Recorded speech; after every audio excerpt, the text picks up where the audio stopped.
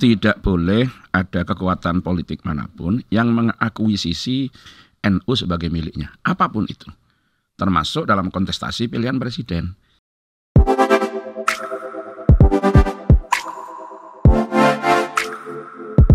Halo, Assalamualaikum warahmatullahi wabarakatuh, pendengar dan netizen Radio El Sinta dimanapun Anda berada. Tamu podcast kita kali ini, Dr. Kiai Haji Abdullah Syamsul Arifin MHI, Ketua Lembaga Dakwah PBNU. Beliau juga pengasuh sejumlah pondok pesantren di Jember, Jawa Timur. Karena ada beberapa saya nggak hafal, mohon maaf nanti biar lebih akrab disapa dengan sebutan Gus Aab. Saya sambut Gus Aab, terima kasih sudah hadir di studio El Sinta. Terima kasih. Assalamualaikum Gus. Waalaikumsalam warahmatullahi wabarakatuh. Terima kasih juga Mas Wiryo atas kesempatan untuk bisa silaturahim pada pagi hari ini. Baik, terima kasih Gus di PBNU sebagai Ketua Lembaga Dakwah PBNU Gus. Iya betul, kami diberi amanah pada kepengurusan periode atau masa khidmah 2022-2027 untuk mengomandani atau menggawangi satu lembaga yang menjadi kepanjangan PBNU utamanya di bidang dakwah, yaitu Lembaga Dakwah Pengurus Besar Nahdlatul Ulama. Itu ada cabangnya berarti di setiap ranting cabang? Iya, jadi di tingkat PB namanya LD PBNU, kemudian di tingkat pengurus wilayah itu namanya LD PWNU, Lembaga Dakwah Pengurus Wilayah Nahdlatul Ulama di seluruh Indonesia, dan di tingkat cabang ada LD PCNU. Ya. Sampai ke level paling bawah. Di tingkat MWC juga ada, di tingkat ranting juga dibentuk. Ya. Ini sama seperti struktur partai ya, Gus ya? Ya, strukturnya memang dari PP sampai ke ranting, bahkan ke anak ranting. Ya. Wah, luar biasa. Ya. Jadi banyak sekali dong dai yang ada di lembaga dakwah PBNU ini ya, betul. Gus ya? Ya. Mereka memang bertugas untuk menyebarkan paham Islam yang rahmatan lil alamin, toleran, atau bagaimana Gus? Iya, jadi kalau Lembaga Dakwah PBNU itu bertugas untuk merancang kurikulum dakwah, menetapkan materi-materi dakwah yang nanti akan disampaikan oleh para dai kita.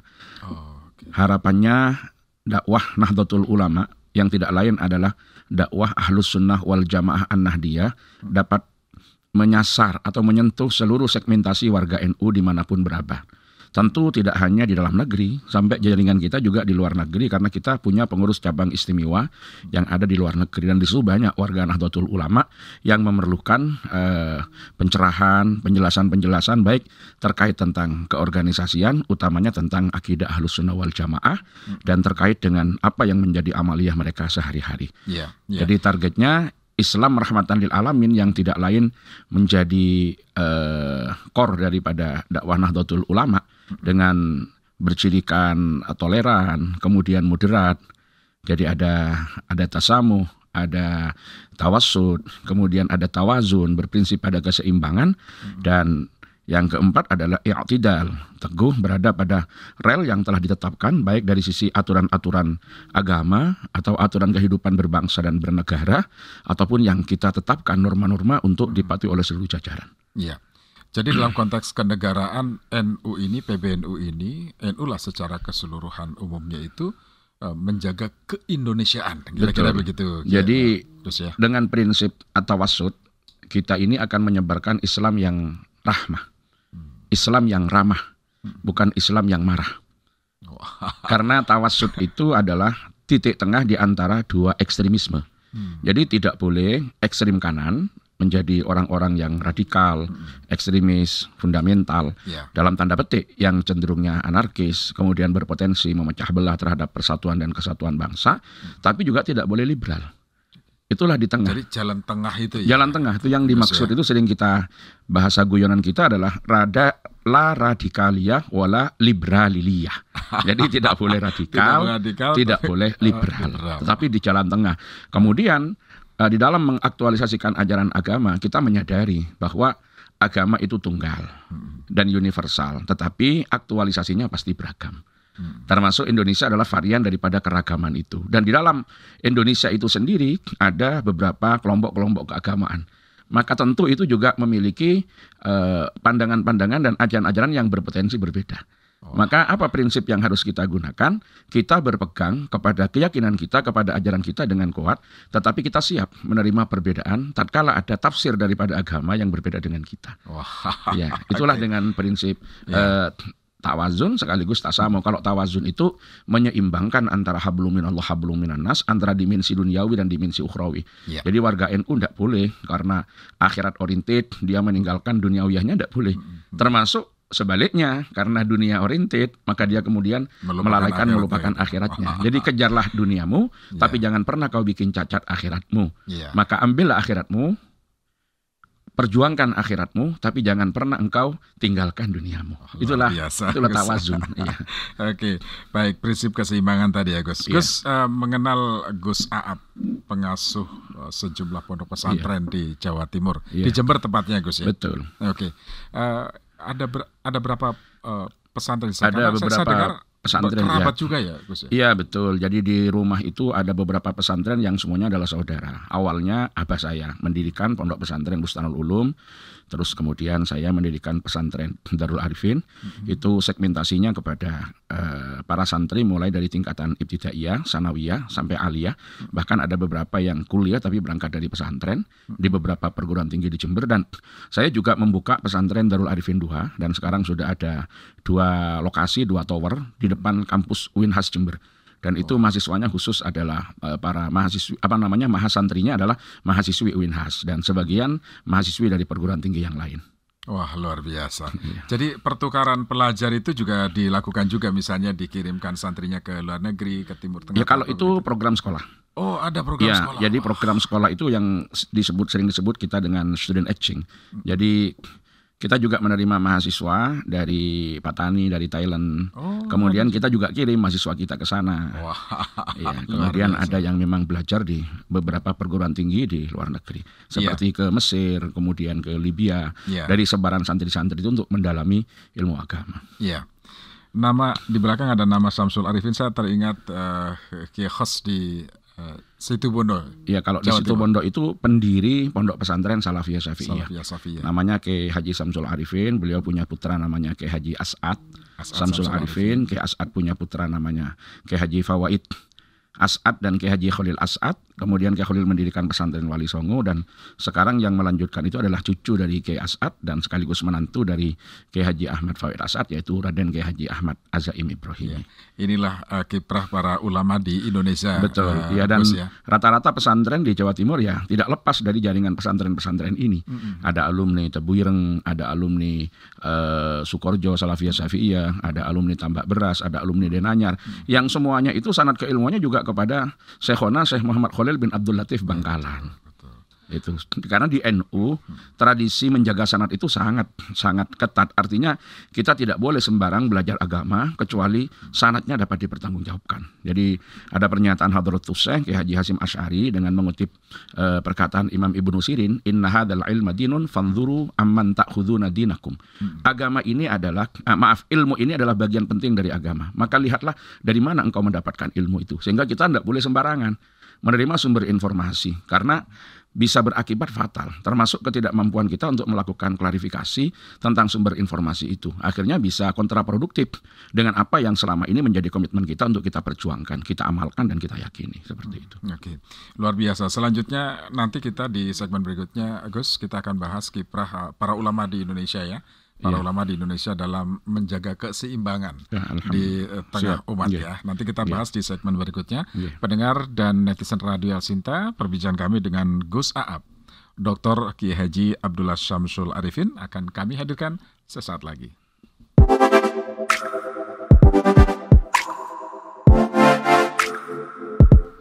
Baik pendengar dan netizen Radio El Sinta, terima kasih Anda masih bersama kami. Perbincangan yang sangat menarik tentang peran ulama di tanah air, khususnya dalam menjaga keseimbangan di tengah umat. Kami hadirkan kembali bersama Dr. Kiai Haji Abdullah Syamsul Arifin, MHI, Ketua Lembaga Dakwah PBNU, yang akrab disapa Gus Aap. Gus Aap ini juga pengasuh Pondok Pesantren Darul Arifin di Jember, Jawa Timur. Nah, Gus, kita lanjut sekarang, karena ini tahun politik, Gus. Betul. Kita sama-sama punya tanggung jawab sosial juga, moral juga, mengedukasi masyarakat melalui Betul. konten yang positif, yang menyejukkan begitu ya. Iya. Begitu juga dengan PBNU yang tentu saja menjaga keseimbangan tadi di Betul. tengah umat. Nah, sekarang kan Gus banyak sekali, sudah banyak ya, ada beberapa kiai, ulama yang menjadi panutan, banyak Betul. pengikutnya, mereka Sudah mengambil sikap ini. betul mengambil sikap di pasangan capres A, B, Iya. dan C begitu ya. Nah, apa sikap dari PBNU?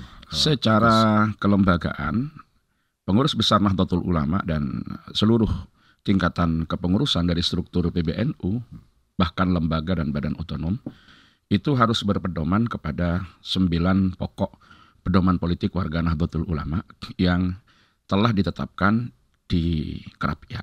Artinya apa? Di dalam hal ini, PBNU itu menjaga jarak yang sama dengan seluruh kekuatan politik.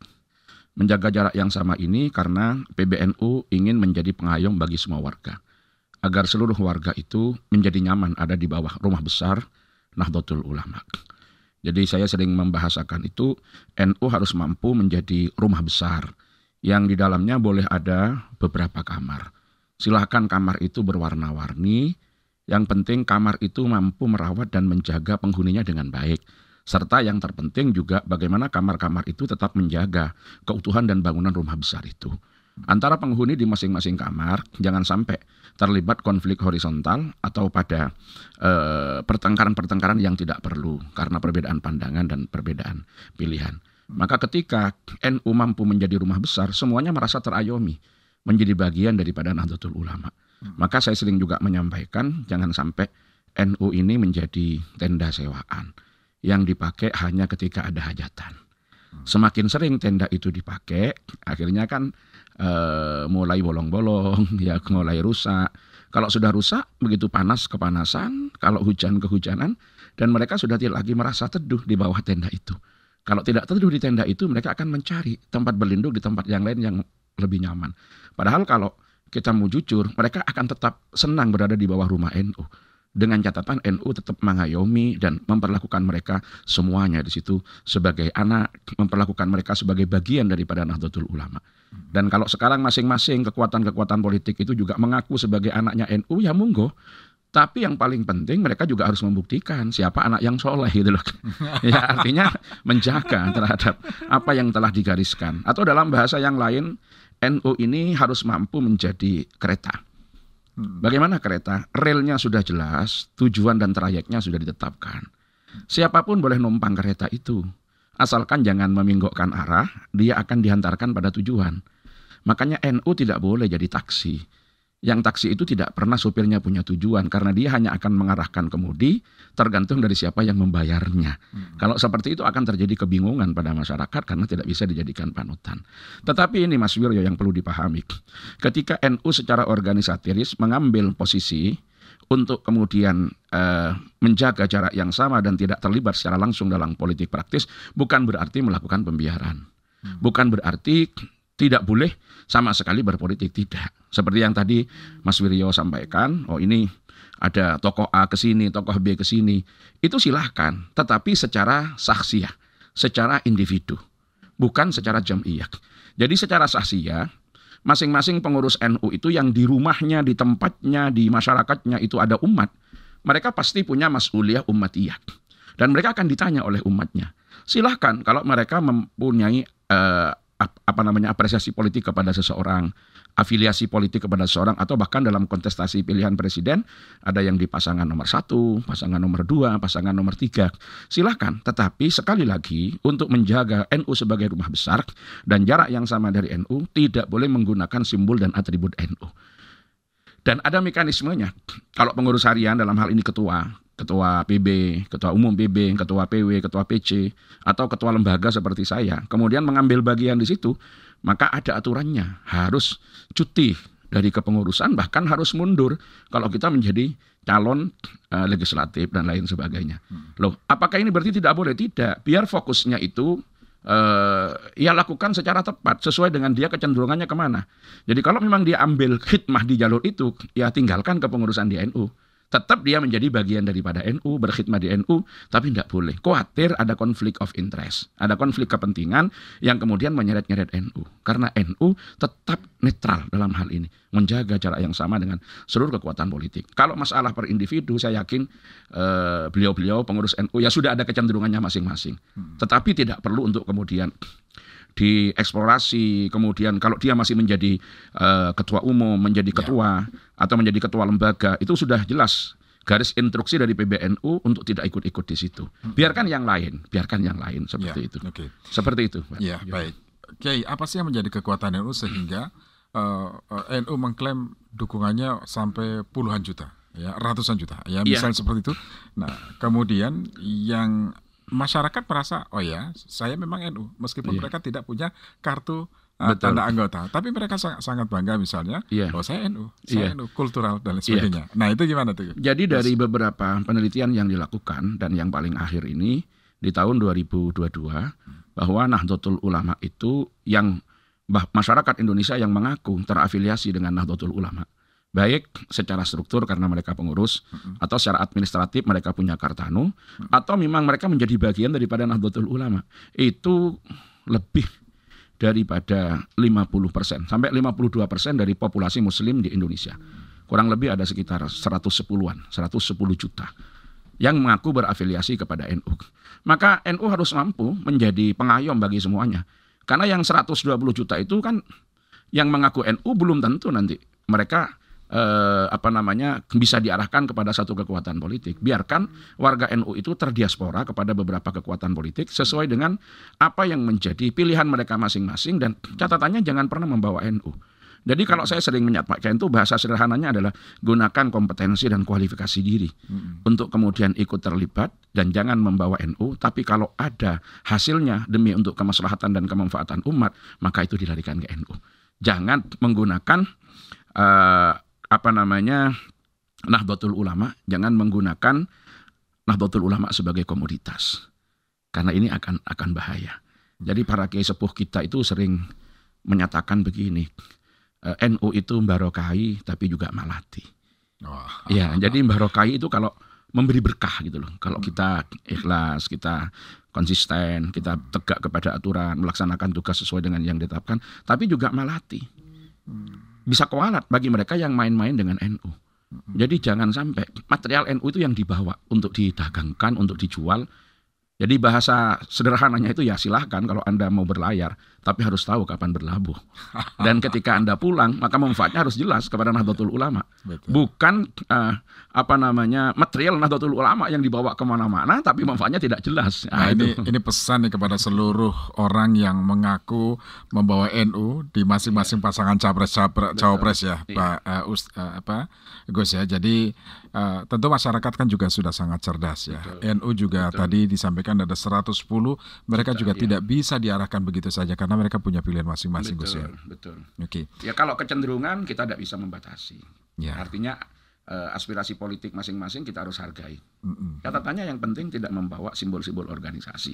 Jadi insya Allah itu tidak akan menimbulkan konflik atau tidak akan menimbulkan ketegangan-ketegangan sosial yang tidak perlu dibawa. Itu yang terpenting, Gus ya. Betul. Baik. Gus, kita jeda lagi, nanti ada satu segmen terakhir. Tentu di segmen terakhir nanti saya ingin dengar langsung, Gus, bagaimana pesan-pesan kepada mereka para capres yang mengaku mengklaim mendapat dukungan dari suara NU dan lain sebagainya. Karena ini penting supaya warga NU tidak terkotak-kotak. Kira-kira begitu, Gus ya. Dan pendengar netizen Radio Sinta, kami akan hadirkan kembali di segmen terakhir bersama Gus Aap, Dr. Kiai Haji Abdullah Syamsul Arifin, Ketua Lembaga Dakwah PBNU.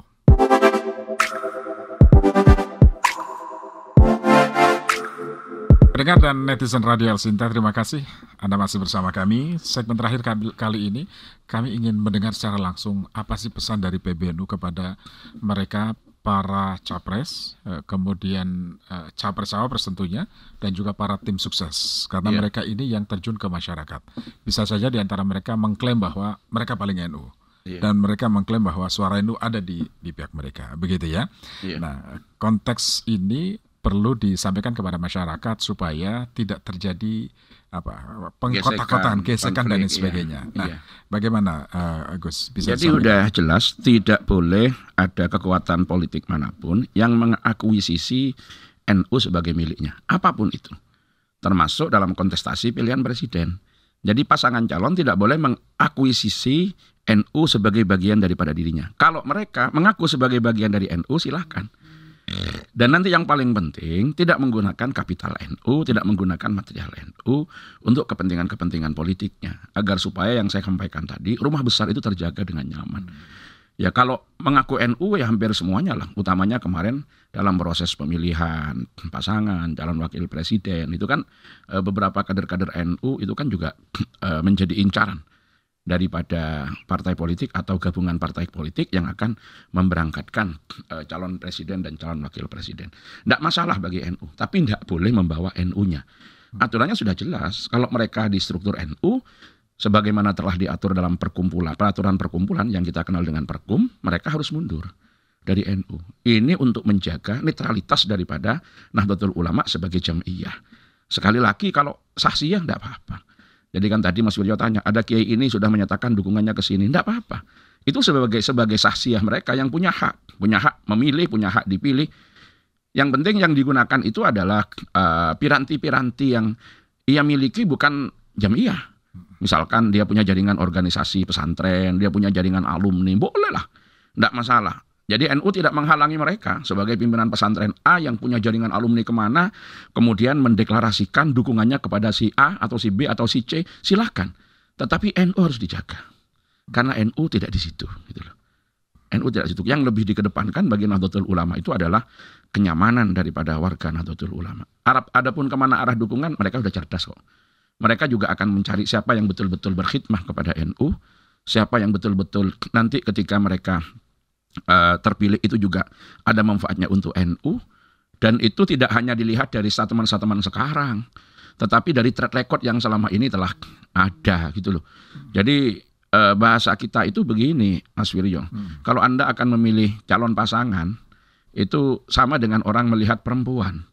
Melihat perempuan itu ingin tahu cantik atau tidak, lihatlah dia bangun subuh, jangan lihat dia jam 9. Kalau dia bangun subuh itu ketahuan karena mereka belum bersolek, belum berdandan, belum pakai make up. Jadi aslinya kelihatan. Kalau sudah jam 9 nanti titik-titik di wajahnya, borok-boroknya itu kan sudah dilapisi semua dengan make up. Maka yang ada kamuflase dan kepalsuan gitu loh. Silahkan, masyarakat itu cerdas. Dan memang harus ada beberapa tokoh yang mengambil coupling di situ untuk tidak terlibat. Ya seperti saya, dalam kapasitas saya sebagai Ketua Lembaga Dakwah PBNU, mematuhi aturan main yang telah digariskan oleh PBNU untuk tidak terlibat dalam aksi dukung-mendukung. Dan kepada seluruh jajaran kami yang terlibat secara langsung, maka harus nonaktif atau ada yang mekanisme mereka juga harus mengundurkan diri. Kalau secara resmi. Demi apa? Demi terjaganya marwah dan martabat NU secara kelembagaan dan netralitas NU sebagai sebuah jamiah diniyah ijtimaiyah, organisasi sosial kemasyarakatan. Ya, seperti hari ini misalnya saya mendapatkan kabar rilis bahwa salah satu rektor Universitas Nahdlatul Ulama harus mundur, ya, mengundurkan diri karena terlibat dalam tim sukses salah satu. Ya, jadi jelas di situ urutannya: pengurus besar, pengurus wilayah, pengurus cabang, kemudian ketua lembaga di PB ataupun di wilayah, bahkan pimpinan lembaga dan pendidikan yang ada di NU, termasuk Universitas Nahdlatul Ulama, lembaga-lembaga yang ada di NU harus mengundurkan diri atau cuti. Itu nanti dilihat posisinya sejauh mana gitu. Semua ini semata-mata untuk menjaga netralitas dan keberadaan jamiah ini betul-betul menjadi rahmat bagi semuanya. Bukan hanya bagi warga NU, tetapi rahmat lil alamin. Kehadiran NU itu menjadi rahmat bagi sekalian alam. Dengan menjaga keutuhan, menjaga kebersamaan, menghindarkan diri dari konflik horizontal. Dan harus ada yang menjaga. Kalau kita ibaratkan NU, mohon maaf, seperti Mac di sini. Yang kita pegang ujung, ini yang dipegang oleh pengurus. Ini kalau ujungnya nanti goyang sedikit, di bawah itu akan sangat banter, itu akan sangat keras itu pergolakannya. Maka ini harus mampu dipegang dengan erat, mampu dipegang dengan baik, sehingga tidak menjadikan warga itu bingung. Tapi tetap harus dibedakan tadi secara sahsiah, secara individual, itu silahkan. Kalau ingin menunjukkan dukungannya dengan tanpa membawa atribut organisasi. Ya, jadi itu sangat tegas sekali. Betul. Tidak heran ketika dalam beberapa kesempatan Gus Yahya Stakuf terlihat sangat marah ketika ada yang mengaku-ngaku membawa suara NU. Betul. Jadi beliau tegaskan tidak boleh ada kekuatan politik manapun, termasuk pasangan capres-cawapres, yang mengakuisisi NU sebagai bagian dari kekuatan politik mereka. Tapi kalau mereka mengaku sebagai bagian dari NU, itu kan memang realitas yang tidak terbantahkan. Hanya saja ya harus patuh kepada aturan-aturan main yang ditetapkan di organisasi. Seperti itu, Mas Wiryo. Jadi tegasnya nggak boleh memakai atribut NU. Nggak boleh. Sebagai ketua MWC, sebagai ketua ranting. Tapi kalau mereka di samping ketua MWC NU itu juga pengasuh pesantren, silahkan. Mereka diundang untuk menghadiri acara atas nama pengasuh pesantren, pengasuh madrasah, ikatan alumni pesantren A, silahkan. Karena kita juga tidak terlalu membatasi dan mengikat gerak mereka. Yang penting simbol-simbol NU dijaga. Gitu. Jadi jangan menjadikan NU sebagai komoditas. Kapital NU itu harus betul-betul dirawat dengan baik. Kalau ada satu partai misalnya yang mengklaim paling memiliki NU itu nggak boleh lah ya. Iya, artinya nggak boleh. Tapi kalau realitasnya ada partai politik yang di dalamnya memang mayoritas warga NU, itu kan realitas yang nggak bisa dipungkiri. Tetapi tidak boleh mengakuisisi NU secara organisatoris. Lah urusan nanti di masyarakat, biarkan masyarakat yang menentukan pilihan itu.